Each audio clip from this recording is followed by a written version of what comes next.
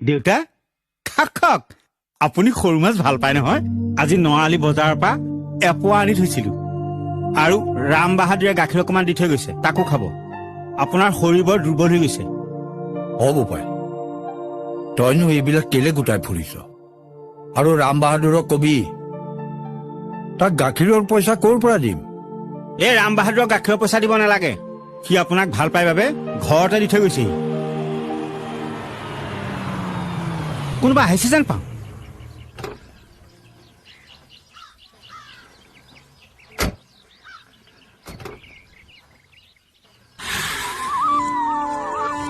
আকৌ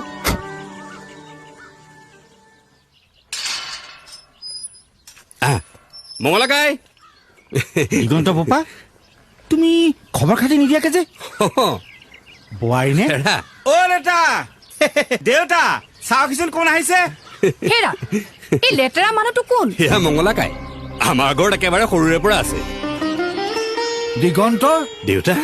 একো খা খবৰ নিদিয়াকে যে নহয় মানে দেউতা ফোন কৰিছিলো ফোনত নাপালোৱে নহয় অ' দেউতা এওঁ লিজা আপোনাৰ বোৱাৰী দেউতা আচলতে মানে এওঁলোক অসমৰে আছিলে দেউতাকে তাতে ৰিটায়াৰ কৰাৰ পাছত ছেটল কৰিলে ভিতৰলৈ আকৌ হেৰা এই লেতেৰা বুঢ়াটোৱে হবলা তোমাৰ দেউতা ইমান লেতেৰা লগতে আকৌ চাকৰটো অৱস্থা কি চাবা আহা হ'বচোন শুনিব আহা বোলে আহা আকৌ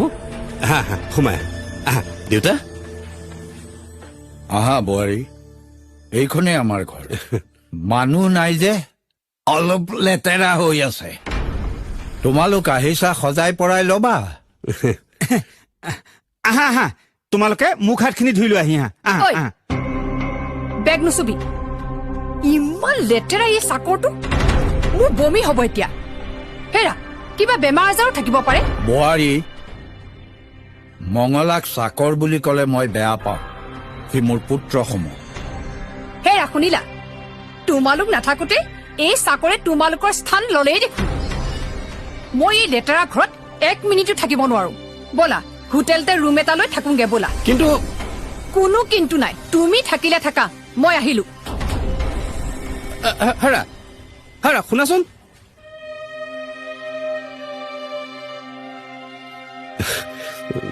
দেউতা এওঁ মানে সৰুৰে পৰা এনেকুৱা পৰিৱেশত থকা নাই যে সেইকাৰণে অলপ অসুবিধা পাইছে নহয় যা তহঁত হোটেলতে থাকগৈ বোৱাৰীক দুখ নিদিবি বুজিছো আমি তেওঁৰ সমকক্ষ নহয় তেওঁ কষ্ট পাব যা যা যোৱা বোপা বোৱাৰীয়ে ভাল পোৱাটোকে কৰা আমাৰ অৱস্থা চাহে ব্যৱস্থা তুমি বেয়া নাপাবা মঙলাকাই বেয়া কিয় পাম জীৱনত আজি এটা নতুন নাম পালো চাকৰ এইখন ঘৰত সৰুৰে পৰা যিদৰে আছিলো নিজৰ চিনাকিৰ কথা পাহৰি পেলাইছিলো যোৱা বোপা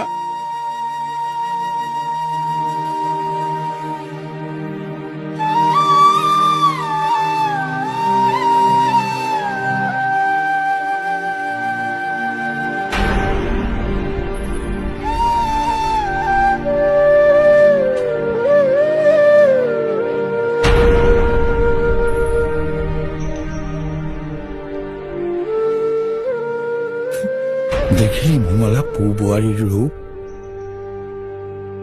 এয়াই আধুনিক যুগৰ বোৱাৰী মই অৱশ্যে ভাবিছিলোৱেই দিগন্ত কিয় ঘৰ এৰি গ'ল হ'ব দে মঙলা দুখ নকৰিবি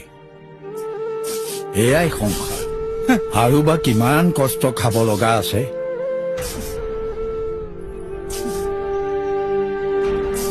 বোৱাৰীয়ে কৰা অপমানৰ বাবে মই তোৰ ওচৰত ক্ষমা বিচাৰিছো দেউতা তেনেকৈ কিয় কৈছে দেউতা আপুনি মোৰ কাৰণে ভগৱান দেউতা নহয় অ' মই ভগৱান নহয় মানুহ হৈ জীয়াই থাকি এই জ্বালা যন্ত্ৰণাৰ পৰা মুক্ত হলেই হ'ল কি হ'ল তুমি যে একদম মাত বোল নকৰা হলা মোৰ কথাষাৰৰ উত্তৰ নিদিলা যে কি হ'ল ভাবিছো তুমি ইমান থাৰ্ড ক্লাছ ফেমিলিৰ বুলি জনা হলে মই তোমাক কেতিয়াও বিয়া নকৰালোহেঁতেন সেইবোৰ কথা এতিয়া ভাবি লাভ নাই আমাৰ ঘৰখন আগতে এনেকুৱা নাছিল এতিয়া জানো কিয় এনেকুৱা হৈ গ'ল তোমাৰ দেউতাৰ কি এক ভিক্ষাৰী যেন চেহেৰা চাকৰ কোন মালিক কোন ধৰিবই নোৱাৰি আমাৰ ঘৰৰ লগত কম্পেয়াৰ কৰাচোন আমাৰ ঘৰত তোমালোকৰ ঘৰৰ এই ৰূপ দেখিলে তুমি কেনেকৈ মুখ উলিয়াবা অহ গড মনে মনে থাকা লিজা মোক অলপ শান্তিত থাকিবলৈ দিয়া শান্তিত আকৌ কেনেকৈ থাকিবা মোক ইমান মিছা কথা কৈ তুমি চিটিং কৰিছা চোৱা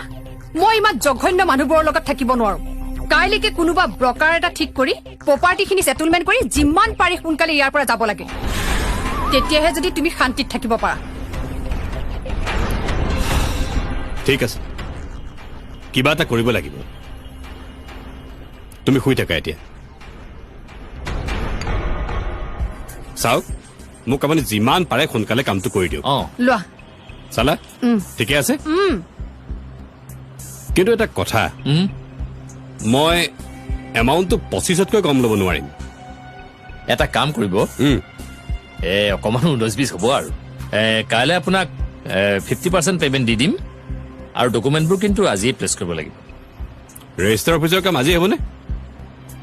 হেৰি মানে চাব ৰেজিষ্টাৰজন আমাৰ ঘৰৰে মানুহ আৰু গোটেই অফিচটোৰ ডাকঘৰৰ পৰা পাকঘৰলৈকে সকলো আমাৰ নিৰ্দেশ মতেই চলে আৰু এতিয়া আপুনি টেনচন ল'ব নালাগে আপুনি এমাহ পাছত আহিব 50% পেমেণ্ট ল'ব আৰু বাকী কাগজ পত্ৰ চমজি ল'ব এটা কাম কৰক মই কোৰ্টলৈ গৈ আছো আপুনি আহক দেৰি নকৰিব ঠিক আছে মই উঠো বলক বাইদেউ আহিছো লগ পাম হয়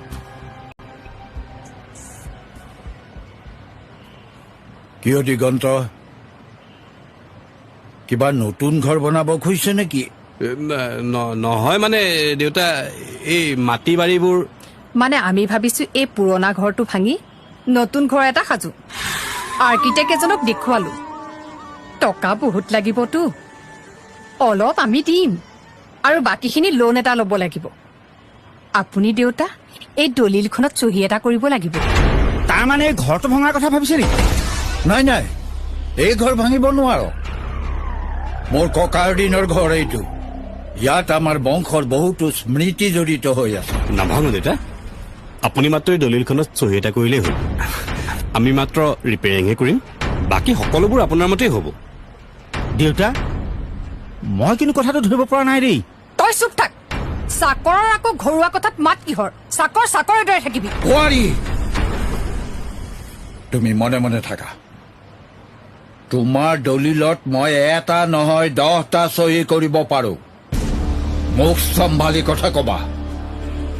মোৰ বাবে আজিৰ দিনত সি পুত্ৰতকৈ উৰ্ধত পুনৰ যদি তোমাৰ মুখত চাকৰ শব্দ শুনো এই পৰুৱাৰ খঙৰ উৎকীৰণ হবলৈ বেছি পৰ নালাগিব ভৱিষ্যতে দৰকাৰ হলে তাক মই মোৰ সকলো সম্পত্তিৰ উত্তৰাধিকাৰী কৰি দেউতা আপুনি খং নকৰিবচোন চাওক দেউতা আমাৰ হাতত সময় একেবাৰে কম আমি কাইলৈকে যাব লাগিব আৰু এই কাগজ পত্ৰবোৰ আজিয়ে জমা দিব লাগিব ক'ত চহী কৰিব লাগে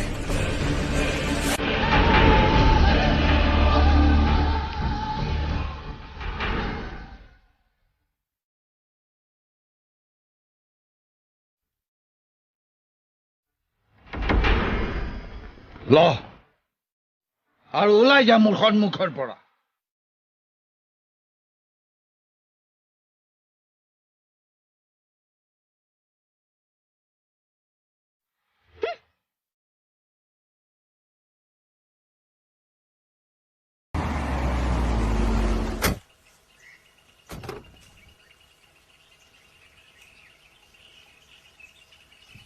দিগন্ত